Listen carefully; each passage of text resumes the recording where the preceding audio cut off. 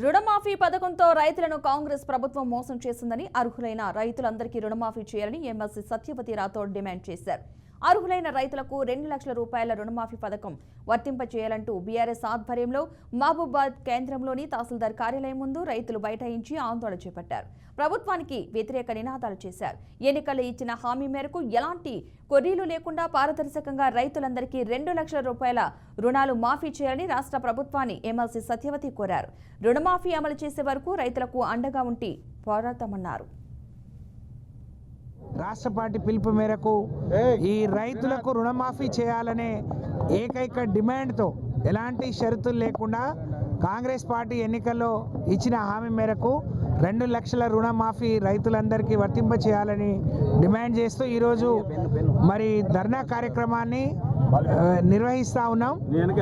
ఈరోజు కాంగ్రెస్ పార్టీ అధికారంలోకి వచ్చే ముందు ప్రజలందరికీ అన్నీ ఇస్తాము, ఎలాంటి షరతులు లేకుండా 2 లక్షల రూపాయలు ఏకకాలంలో రుణమాఫీ చేస్తామని చెప్పారు. కానీ ఈరోజు రైతులందరికీ తీరని ద్రోహం చేస్తూ ఉన్నారు.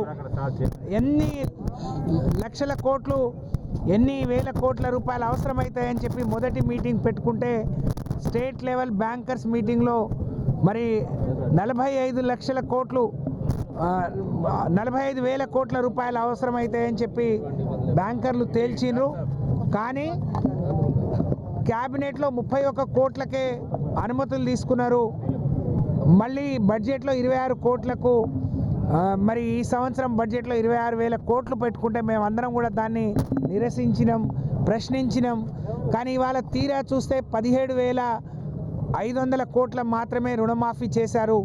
అనేక షరతులు పెట్టి అనేక మంది మరి పేద రైతులకు మరి అన్యాయం చేస్తూ ఉన్నారు.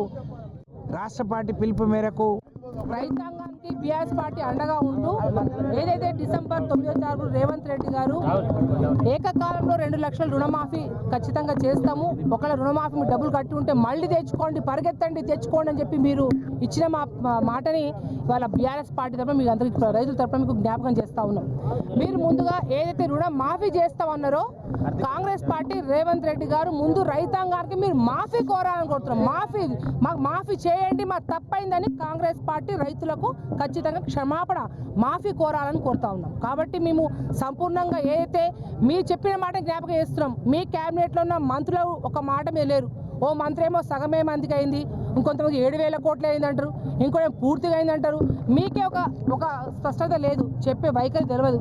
మీరు ఏదైతే చెప్పిన ప్రకారం ఏకకాలంలో సంపూర్ణంగా ఎటువంటి నిబంధనలు లేకుండా, ట్యాక్స్ అనకుండా, రేషన్ కార్డు అనకుండా, ఎటువంటి లేకుండా కూడా రుణమాఫీ చేయాలి. ముఖ్యంగా మా ప్రాంతంలో మహబూబాబాద్ పార్లమెంట్ సెగ్మెంట్ కావచ్చు, మహబూబాబాద్ జిల్లాలో కావచ్చు, అందరు గిరిజనులు, ఎస్సీ ఎస్టీలు ఎక్కువ ఉంటారు. చాలా మందికి రేషన్ కార్డు లేకుండా ఉన్న వాళ్ళు ఉన్నారు, పట్టాలు లేకుండా ఉన్న వాళ్ళు ఉన్నారు. అటువంటి వాళ్ళందరూ అయితే ఎవరైతే రుణమాఫీ తీసుకున్నారో బేషరతుగా మీరు చెప్పిన హామీ ప్రకారం ఎటువంటి అడ్డంకులు లేకుండా, ఇవాళ కళ్ళబొల్లి మాటలు చెప్పకుండా, దొంగ మాటలు చెప్పకుండా మీ రైతాంగానికి